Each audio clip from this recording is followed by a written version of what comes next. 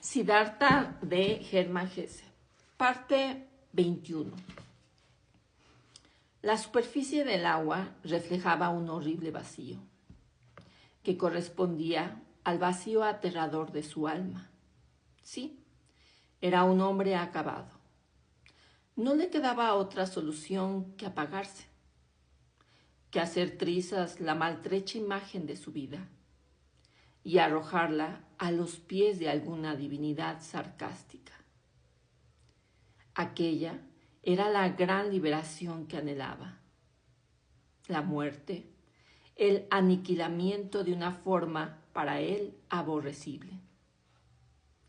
Que los peces lo devoraran, que destruyeran a ese perro de Siddhartha, a ese loco, aquel cuerpo deteriorado y putrefacto, esa alma aletargada y pervertida. Que los peces y los cocodrilos lo devorarán y que los demonios lo despedazarán. Mientras miraba fijamente el agua, vio el reflejo de su rostro demudado y le escupió. Presa de un cansancio enorme, separó el brazo del tronco y se volvió un poco para dejarse caer verticalmente, para sumergirse de una vez por todas. Y con los ojos cerrados se fue hundiendo cada vez más en dirección a la muerte.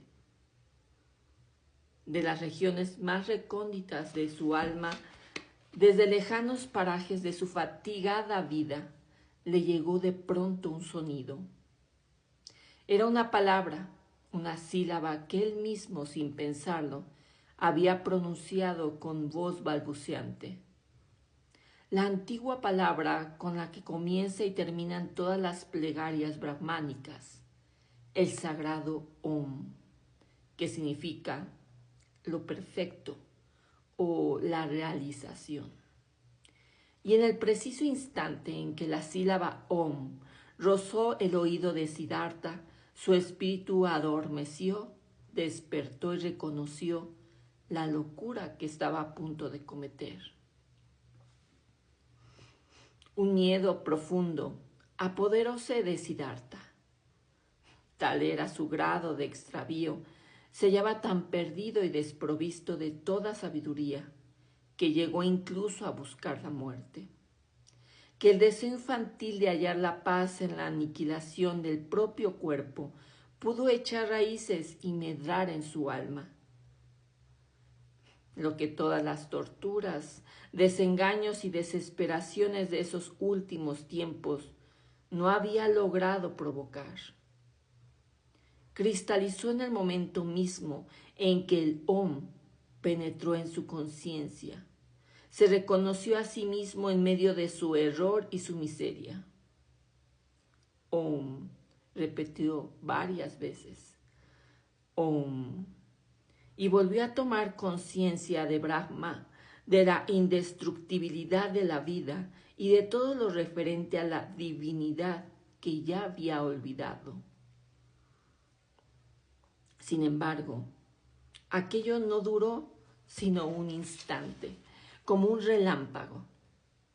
Siddhartha se dejó caer al pie del cocotero, abatido por la fatiga y murmurando la sílaba sagrada. Apoyó su cabeza sobre las raíces del árbol y sumióse en un profundo sueño. Profundo y libre de visiones, como hacía mucho tiempo no había tenido.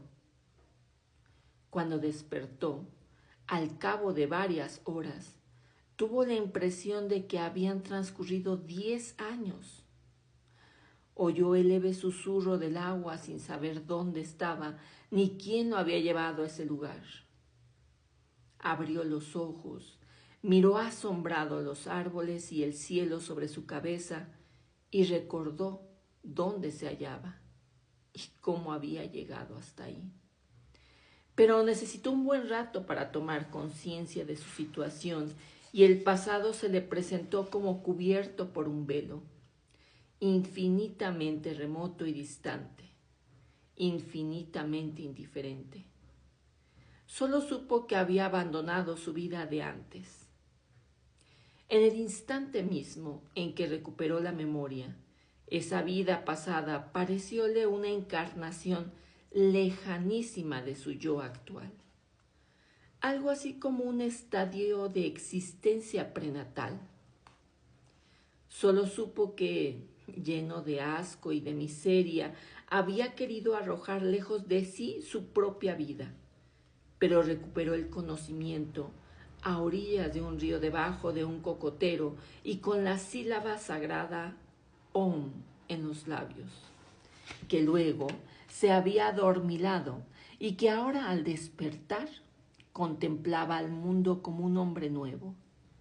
Pronunció en voz baja la palabra Om, con la que se adormecería horas antes, y tuvo la impresión de que su largo sueño no había sido otra cosa que una recitación absorta y reiterada del Om.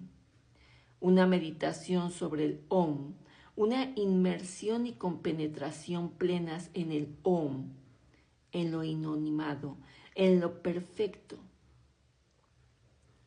¡Qué sueño tan maravilloso es el suyo! Jamás sueño alguno lo había reanimado y rejuvenecido tanto.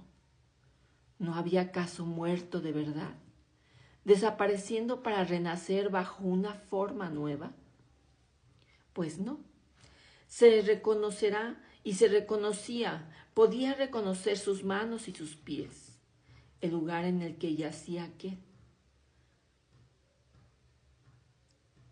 aquel yo oculto en su pecho, aquel Siddhartha extraño, caprichoso. Y sin embargo, aquel Siddhartha se había transformado, se había renovado, resurgiendo extrañamente de su letargo, extrañamente despierto, alegre y curioso. Siddhartha se incorporó y vio, sentado frente a él en actitud meditativa, a un forastero envuelto en la túnica amarilla de los monjes y con la cabeza rapada. Observó al hombre que no tenía barba ni cabellos, y no tardó en reconocer en ese monje a Govinda, su amigo de juventud.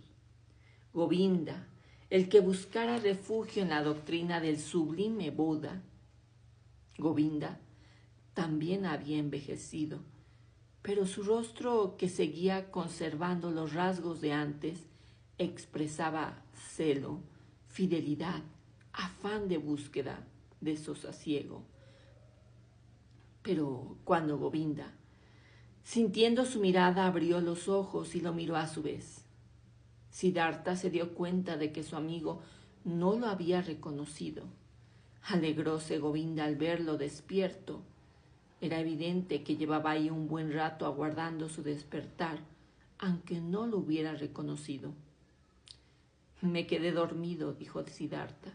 ¿Cómo has llegado hasta aquí? Sí, estabas durmiendo, replicó Govinda. No es prudente dormirse en lugares como este, donde suele haber serpientes y por los que pasan las fieras del bosque.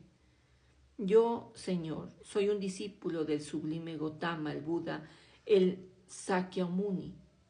Iba en peregrinación con varios de los nuestros cuando te vi dormido en un lugar peligroso.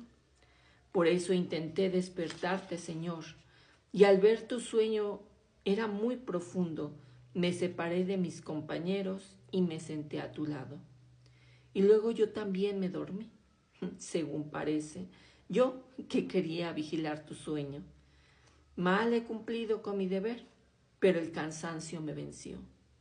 Mas ya que ahora estás despierto, permíteme reunirme con mis hermanos.